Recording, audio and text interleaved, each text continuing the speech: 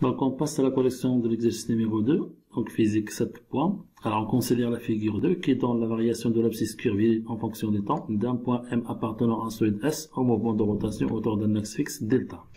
Alors on donne le rayon de la courbure circulaire R égale à 4 cm.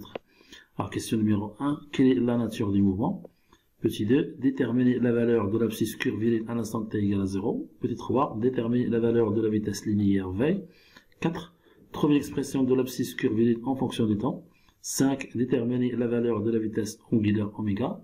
6, on déduire l'expression de l'abscisse angulaire en fonction du temps. Alors, proposition de solution. Alors, nature du mouvement. Alors, c'est un mouvement de rotation uniforme, car le mouvement est circulaire, et la variation de l'abscisse curviligne en fonction du temps, c'est une fonction f, c'est-à-dire que la vitesse linéaire v est constante. Alors, petit d, alors la valeur de l'abscisse curviligne à l'instant t égale à 0. Alors, à l'instant t égale à 0, alors nous avons l'abscisse curviligne s à l'instant t égale à 0, qui est égal à 0,6 mètres. Alors, la valeur de V, alors pour calculer la valeur de V, donc V c'est la valeur de la pente de la droite. Donc V égale S3 moins S1 divisé par V3 moins T1. Alors j'ai pris deux points qui appartiennent à la courbe.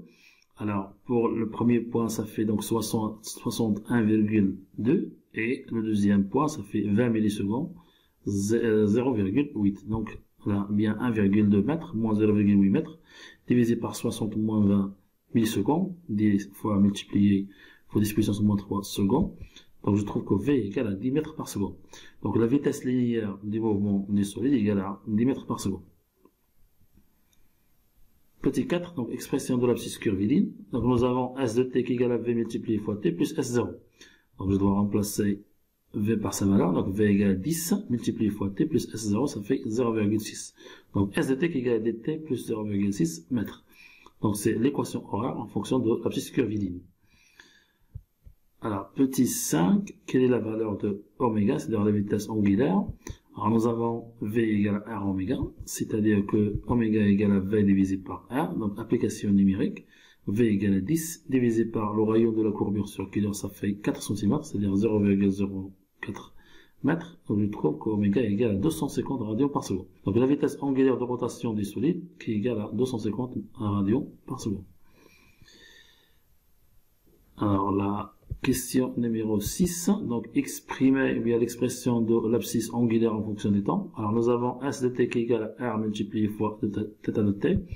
Alors soit donc θ de t égale S de t divisé par le rayon de la courbure circulaire.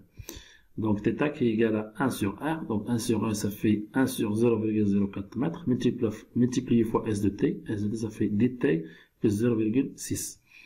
Alors je trouve que S de t qui est égal à 250 multiplié fois t plus 15. Le tout exprimé en radians. Alors il y a une deuxième méthode pour exprimer l'abscisse angulaire en fonction du temps.